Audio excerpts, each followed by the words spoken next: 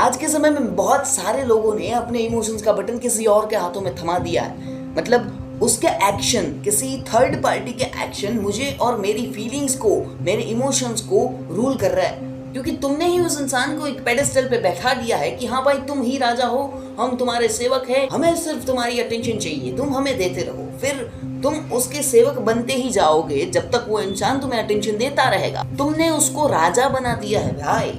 अपने दिमाग में तुम उसे कहां पर तोलते हो अपने सेल्फ रिस्पेक्ट के सामने, तुम्हें भी नहीं पता, क्योंकि तुम उस इंसान को कहीं और ही देख रहे हो, फैंटेसीज में जी रहे हो उस इंसान के साथ कि हाँ ये इंसान, उस इंसान की 2 सेकंड की अटेंशन तुम्हें कहां पर पहुंचा देती है। तुम चौड़ में आ जाते हो कि अब तो ये मेरा ही है, अब तो ये मेरी है। फिर तुम अपने पीस ऑफ माइंड को, स्टेट ऑफ माइंड को हिला के डिस्ट्रॉय कर देते हो। फिर तुम ही बैठ के डिप्रेशन में आ जाते हो। ओह माय गॉड, वो इंसान चला गया। क्यों? तुम्हें वो इंसान से कुछ लेना देना ही नहीं है। वो इंसान जो तुम्हें अटेंशन दे रहा है, उसकी अटेंशन से तुम्हें लेना देना है।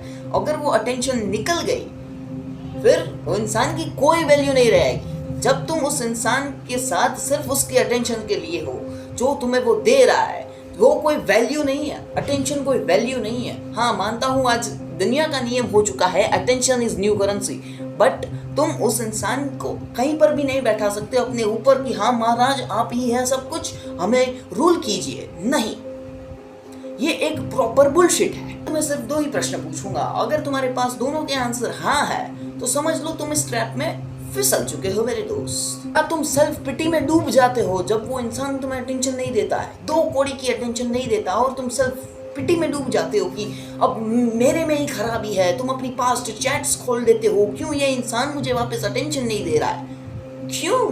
अगर इस सवाल का जवाब हाँ है तो कॉन्ग्रेचुलेशंस। और दूसरा क्वेश्चन, क्या तुम उस इंसान के पीछे सिंप बन चुके हो? सिंप से मेरा मतलब सिर्फ रिलेशनशिप नहीं होते, किसी भी प्रकार में संबंध में सिंप बन चुके हो तुम। उस इंसान की अटेंशन के लिए तुम कुछ भी कर सकते हो, कुछ भी, घंटों तक उसे ताड़ सकते हो, घंटों तक उसकी स्टॉकिंग कर सकते हो, घंटों तक उसके पीछे भाग सकते हो। अपनी सेल्फ रिस्पेक्ट की धज्जियां उड़ा के, दबा के, उसका कत्ल करके तुम उस इंसान के पीछे भाग सकते हो। अगर तुम्हारा जवाब हाँ है तो कॉन्ग्रेचुलेशंस, क्योंकि तुम हो एक बहुत बड़े ठुल्लू जिसे ये भी नहीं पता कि अपनी सेल्फ रिस्पेक्ट के ऊपर कुछ नहीं होता, जिसे ये भी नहीं पता कि अपनी सेल्फ रिस्पेक्ट को कैसे बचाए। किसी इंसान की अटेंशन के लिए तुम अपनी सेल्फ रिस्पेक्ट जैसी बहुत बड़ी चीज को न्योछावर कर दे रहे हो। तुम्हारी एक बार सेल्फ रिस्पेक्ट हार्म हो चुकी तो उस इंसान से दूर हो जाओ, चाहे कोई भी हो।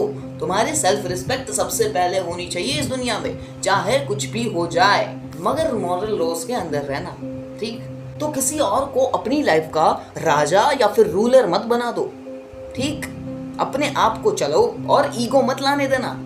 ईगो को यहाँ पर मत आने देना कि मैं ही सब कुछ हूँ, मैं ही ये हूँ, मैं ही वो हूँ। नहीं, ईगो वहां पर आता है जब तुम सिर्फ अपने लिए जी रहे हो। तुम यहाँ पर अपनी इंप्रूवमेंट के लिए जी रहे हो, किसी को हार्म नहीं करना है। मैंने इसीलिए तो कहा मॉरल लॉस को हार्म नहीं करना है, किसी की भी आइडेंटिटी को हार्म नहीं करना है। वो इंसान जैसा भी है, तुम्हें ये प्रॉब्लम तुम्हारा है ना।